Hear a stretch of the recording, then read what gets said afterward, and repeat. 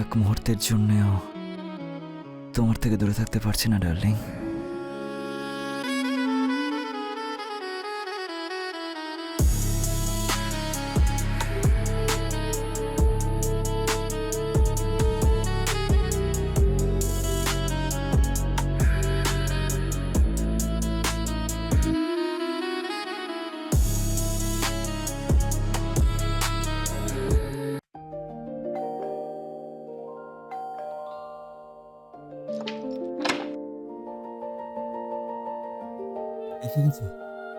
তোমার জন্য কবে থেকে অপেক্ষা করেছিলাম আমি, শেষমেশ তুমি এসে গেছো। ভেতরে এসো তুমি।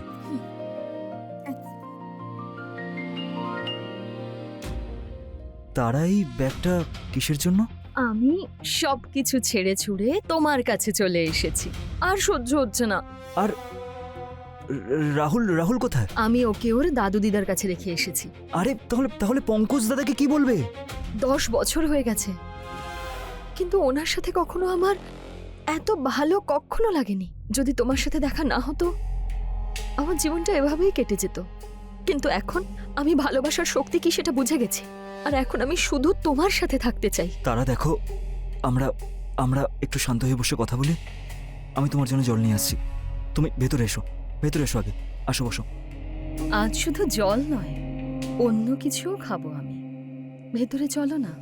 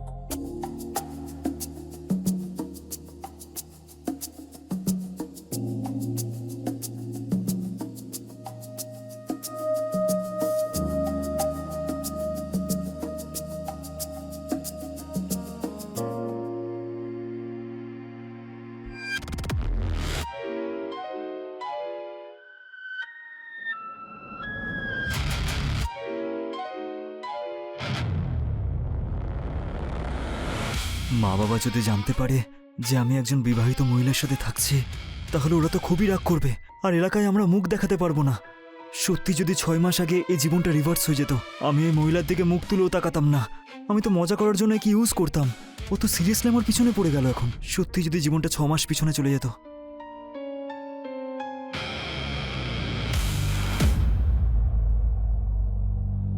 আরে নমস্কার পঙ্কজ দাদা, কেমন আছো? আমি তো দারুণ, তুমি কেমন আছো? এই তো কিছু না, তোমার দোকানে একটু পেস্ট নিতে গিয়েছিলাম, তোমাকে দেখতেই পাইনি ওখানে। আরে আমি বাড়ি গিয়েছিলাম কাজে।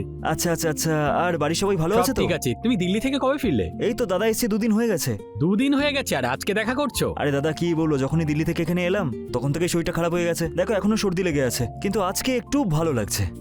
ঠিক আছে, খুব ভালো হয়েছে। যখন এসেছো রাহুলকে একটু পড়াও, পড়াশোনায় একদম মন নেই। আরে দাদা তুমি যখন বলেছো তখন এটাই হবে। হ্যাঁ, পড়িয়ে দেবো রাহুলকে আমি, এতে আবার বড় ব্যাপার কি আছে। ঠিক আছে দাদা, আবার দেখা হবে তাহলে। ঠিক আছে, ঠিক নমস্কার। আছে। হ্যাঁ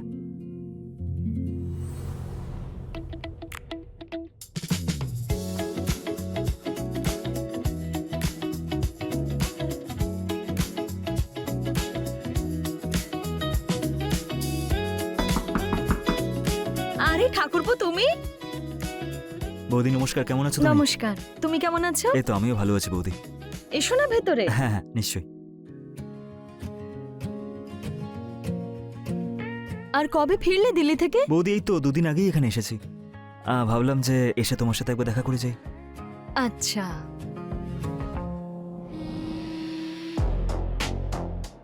কি ভাবছো? না না কিচ্ছু না, ওই আমি দেখছিলাম যে রাহুলকে কোথাও দেখতে পাচ্ছি না আমি। আমি ডেকে আনছি। রাহুল, বাবা রাহুল। আচ্ছা তুমি বসো, আমি চা নিয়ে আসি। আরে বৌদি, চায়ের কি দরকার আবার? আরে বসো না। আরে রাহুল, কেমন আছো তুমি? তুমি কখন এলে? দুদিন আগে এসেছি। আর তোমার পড়াশোনা কেমন চলছে? সব সাবজেক্ট তো ঠিকই আছে, কিন্তু ম্যাথস একটু। ও ম্যাথস তো খুব টাফ সাবজেক্ট এটা। ঠিক আছে, কোনো ব্যাপার না, এখন আমি এসে গেছি তো তোমাকে আমি খুব ভালো করে পড়িয়ে দেবো, ঠিক আছে? হ্যাঁ। ঠিক আছে, তাহলে আজকে খেলো আর কাল থেকে ভালো করে পড়াশোনা করতে হবে, ঠিক আছে? হুম। হ্যাঁ ঠিক আছে, যাও যাও যাও যাও যাও। এই নাও চা খাও। থ্যাংক ইউ বৌদি, কবে থেকে আমি তোমার হাতে চা খাইনি।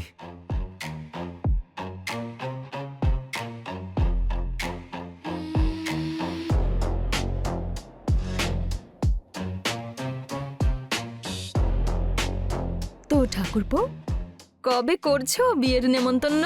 ব্যাস বৌদি, খুব তাড়াতাড়ি খাইয়ে দেবো। আসলে কি বলো তো বৌদি, তোমার মতো মেয়ে না আমি আজ অব্দি পাইনি। যেদিন পেয়ে যাব সেদিন খাইয়ে দেবো। হুম। তো দিল্লিতে কি মেয়ের অভাব আছে নাকি? বৌদি অ্যাকচুয়ালি আমার না শহরের মেয়ে পছন্দ হয়। আমার ওই ঘরোয়া মেয়ে পছন্দ, একদম পুরো সাংসারিক মেয়ে, যেমন তুমি। হুম, চলো খুঁজে দেখি আমিও কাউকে একদম আমার মতো। একদম বৌদি, কেউ থাকলে বলবে আমাকে। হ্যাঁ হ্যাঁ। তো তোমার ওই পুরনো নাম্বারটাই আছে নাকি চেঞ্জ হয়েছে? না না বৌদি, আমার একটাই নাম্বার আছে, 777 এর নাম্বারটা। ওকে, ঠিক আছে তাহলে। ঠিক আছে বৌদি।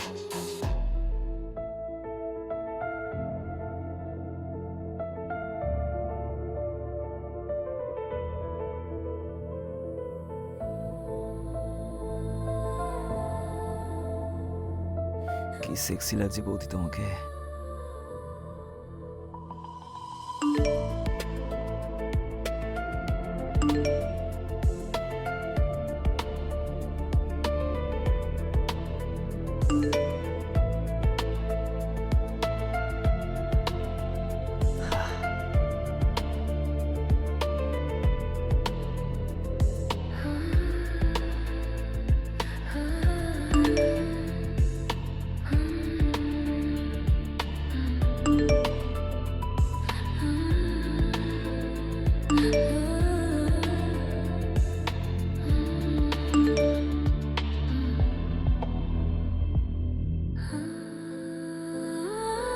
উফ, এবার এই গোটা রাতটা কিভাবে কাটবে?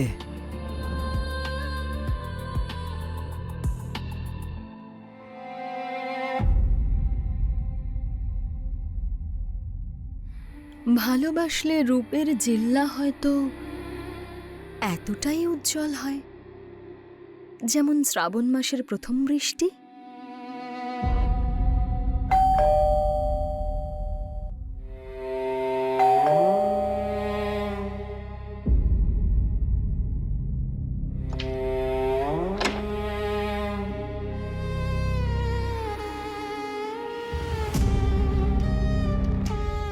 এবার এভাবেই তাকিয়ে থাকবে নাকি ভেতরেও আসবে? হ্যাঁ নিশ্চয়ই, চলো।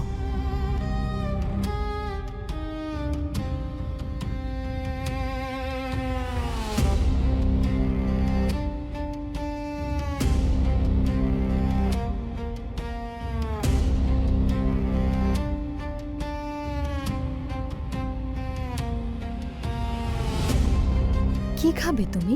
ঠান্ডা না গরম? বৌদি, যেটা তোমার মন চাইছে সেটাই দিয়ে দাও। ঠিক আছে, আমি নিয়ে আসছি, তুমি বসো।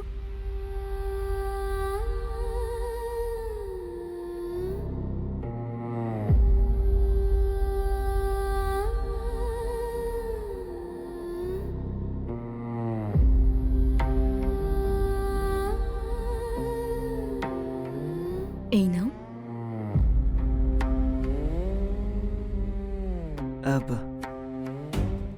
আরে বৌদি, বৌদি মজা করো না, এখন তো গলাটাও শুকিয়ে গেছে। আচ্ছা ঠিক আছে, তোমার গলা ভিজিয়ে দিচ্ছি। আসলে কি জানো তো, তুমি আমার স্পেশাল গেস্ট, তো অতিথি আপ্যায়ন করতেই হবে না। নাও।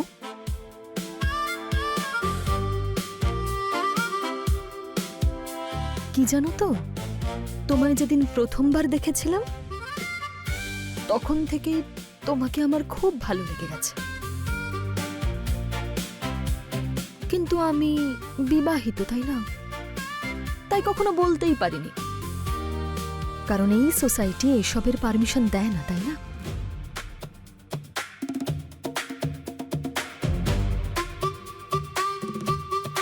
বৌদি, হুম, তুমি জানো এটাই তো চলে আসছে, যেই সমাজ ভালোবাসার জন্য কোনো পারমিশন দেয় না।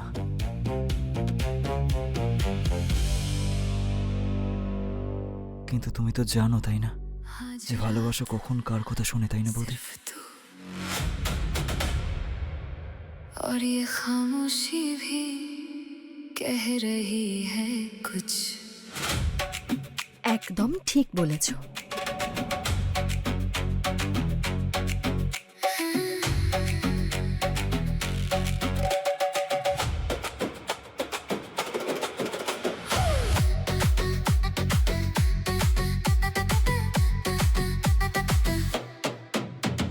पास आ सैया, धीरे से मेरे सांसों को छू ले तू चुपके से। आंखों में तेरी जो गहराई है उसमें ही डूब जाऊं मैं धीरे से।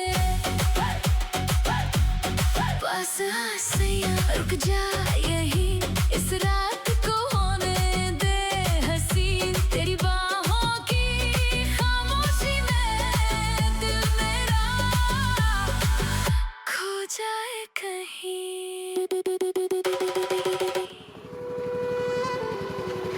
দাঁড়াও দাঁড়াও, আচ্ছা শোনো, হ্যাঁ, আমি এখন পার্লারে যাচ্ছি, আর তুমি একটা কাজ করো, রাহুলকে ঠিক সময় স্কুল থেকে নিয়ে আসবে। ঠিক আছে। ঠিক আছে?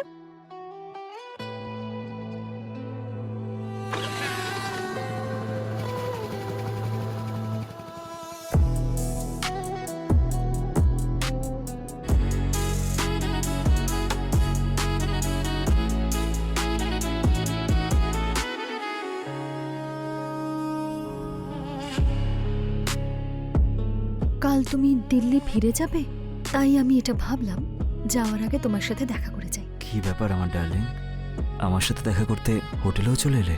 এক মুহূর্তের জন্যও তোমার থেকে দূরে থাকতে পারছি না ডার্লিং।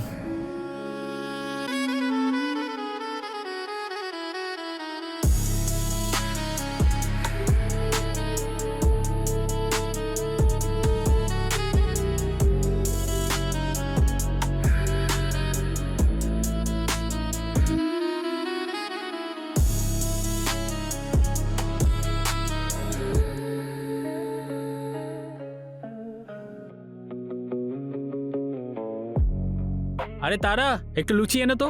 হ্যাঁ, যাই।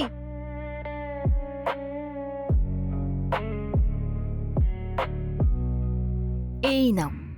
খুব ভালো বানিয়েছো কিন্তু। Thank you. আহ, কি গরম এটা। এখনো শিখে উঠতে পারলে না যে গরম লুচি কি করে খেতে হয়? 10 বছর হয়ে গেছে তোমায় শেখাচ্ছি আমি, ক্লান্ত হয়ে গেছি আমি। আমি এই জন্যই শিখতে চাই না, যখন তুমি আমাকে শেখাও না, আমার না খুব ভালো লাগে। আচ্ছা আচ্ছা, শোনো না, বলো। আমি ভাবছিলাম যে মাসির বাড়ি থেকে কদিন ঘুরে আসি। আসলে কি জানো তো, আমার ওনার কথা খুব মনে পড়ছিল, আর ওনারও ফোন আসছিল, যেতে বলছিলেন আমায়। দেখো, তুমি যেতে পারো, কিন্তু আমাকে সাথে কিন্তু যেতে বলবে না তুমি। তুমি তো এটা জানোই, বলো। ইএমআইও দিতে হবে, আর দোকানটা খুব একটা ভালো চলছেও না। ঠিক আছে বাবা, আমি তোমাকে আর যেতে বলবো না, আমি কাল নিজেই চলে যাব। তুমি নিজের আর রাহুলের খেয়াল রাখবে, আর হ্যাঁ, রাহুলকে বাইরের জিনিস কিন্তু খাওয়াবে না। তুমি টেনশন নিও না, ভালোভাবে যাও, আমি রাহুলের খেয়াল রাখবো। ঠিক আছে।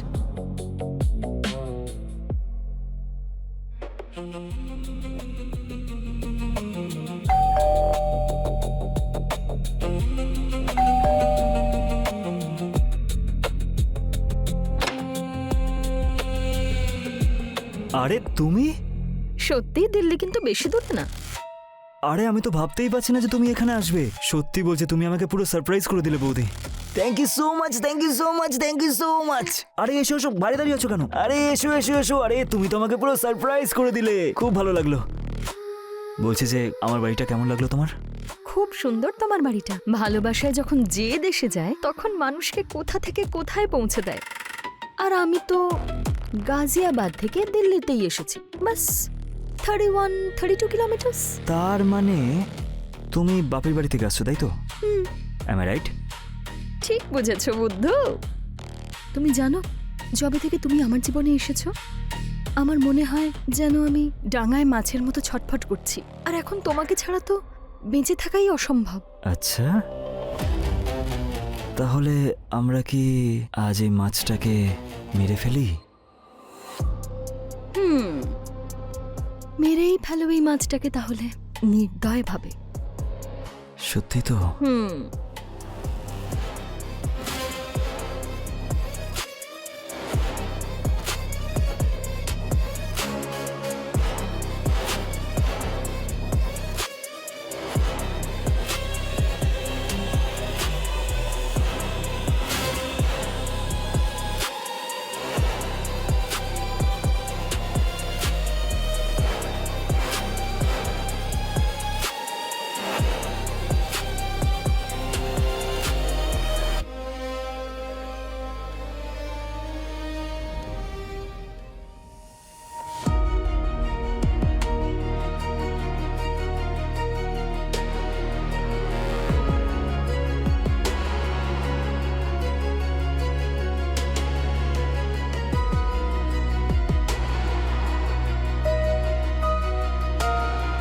কি হলো, এত টেনশন করছো কেন?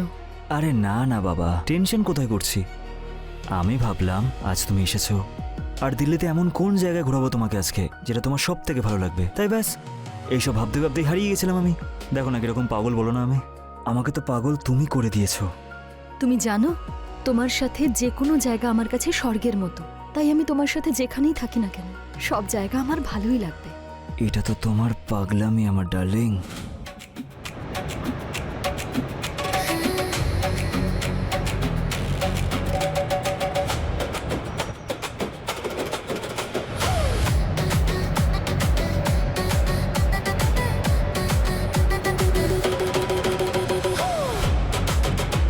তুমি জানো, তুমি ওই চাঁদটার মতো। তোমার আশ্রয়ে অতটাই শীতলতা আছে। বলছিলাম যে বেশি শীতলতা কিন্তু ভালো নয়। নাও তুমি এটা খেয়ে নাও, তোমার কষ্টটা একটু কমবে। কিন্তু আমি কখনো ড্রিঙ্ক করিনি, নেশা হয়ে যাবে না তো? আরে সবাই তো নেশা করার জন্যই খায়। এটা খাওয়ার পর না তুমি স্বর্গ দেখতে পাবে। ঠিক আছে, তুমি বলছো যখন খেয়ে নিচ্ছি। এটা খাওয়ার আগে চিয়ার্স করতে হয়। চিয়ার্স।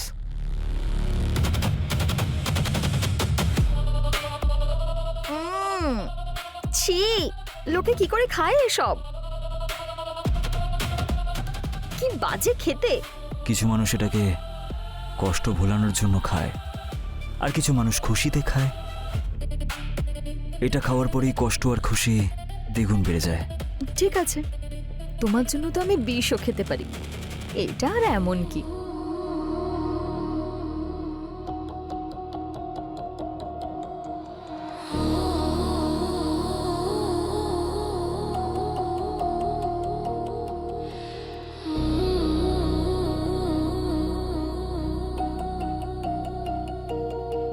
আমার পেগ কোথায়? আরে আমি ভেবেছিলাম তুমি আর খাবে না। এটা তো চিটিং হচ্ছে। আমি সব সময় তোমার পাশে থাকবো, সেটা ড্রিঙ্ক করার ক্ষেত্রে হোক বা নিজের জীবনে। আমারও চাই তুমি যতটা খাবে আমিও ততটা খাবো। কি দারুণ ব্যাপার। তোমার জন্য বানাচ্ছে একটা পেক।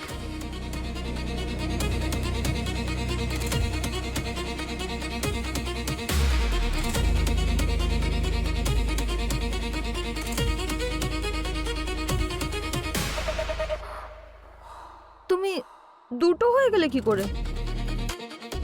এখন আমায় দুজনকে ভালোবাসতে হবে? দেখো দেখো, তোমার নেশা হয়ে গেছে। সবাই কিন্তু এইসব খাওয়ার পরই এরকমই কথা বলে। একটা কথা জিজ্ঞাসা করি তোমাকে, তোমার কি হাইট থেকে কি ভয় করে? হ্যাঁ, খুব।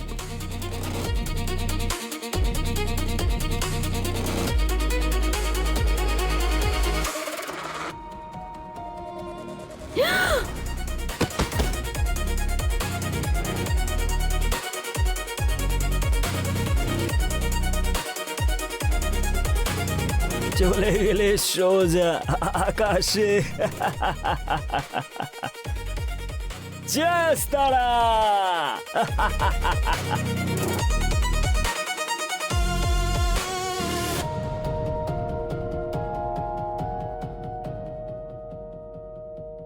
ইন্সপেক্টর বাবু, আমার স্ত্রী 3 দিন আগে বাপের বাড়ি গিয়েছিল, বলেছিল 2 দিন পর ফেরত আসবো। আজ 2 দিন হয়ে গেল, আজ ওর আসার কথা ছিল কিন্তু আসেনি। আমি ওর মোবাইলে ফোন করেছিলাম, ওর মোবাইলও সুইচ অফ। আর আমি ওর মাসির কাছে ফোন করেছিলাম, ও ওখানেও যায়নি। আমার খুব ভয় করছে স্যার। ওর কোনো ফটো আছে তোমার কাছে? হ্যাঁ, ফটো আছে।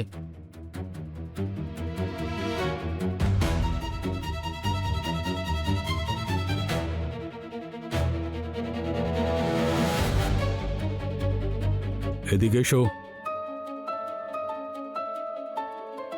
এই তোমার স্ত্রী? দেখছি। হ্যাঁ স্যার, এই তো আমার স্ত্রী। 2 দিন আগে লাশ আমরা দিল্লির যমুনা নদীতে পেয়েছি। আচ্ছা এটা বলো, তোমার কারোর সাথে কোনো শত্রুতা আছে নাকি? না স্যার, সত্যি দিল্লিতে তো আমার কেউ থাকে না, কিন্তু হ্যাঁ সৌভিক দিল্লিতে থাকে, ওই আমার বাড়িতে যাতায়াত করতো। একটা কাজ করো, ওই কনস্টেবলকে ওর নাম আর অ্যাড্রেসটা দিয়ে দাও, আমি দেখছি কি করা যায়। এখন তুমি যাও, এটা নিয়ে যাও। কনস্টেবল, আমি সৌভিকের সঙ্গে কথা বলেছিলাম, ও বলল যে আমি তারার সঙ্গে দিল্লিতে কোনোদিনও দেখা করিনি। ও ওকে গ্রাম থেকে চেনে, ওর প্রতিবেশী ছিল। That's all. আর ওই ছেলেটার লোকেশন এটাই বলছে, ওরা অনেকবার দেখা করেছে। আর মৃত্যুর একদিন আগেই দুজনের লোকেশন সেমই দেখাচ্ছে, যমুনা নদীর পাশে। ও ওকে কিন্তু ফোন করেছিল, কল রেকর্ড রেকভার করে নিয়েছি। আর এটা থেকে এটাই জানা যাচ্ছে যে ও 2 ঘন্টা কথা বলেছিল। একটা কাজ করো, ওই সৌভিকের উপরে নজর রাখো, ছাড়বে না ওই বদমাইশটাকে। আমি আসছি।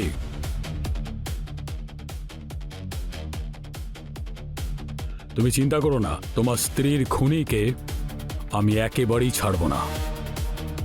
চলো।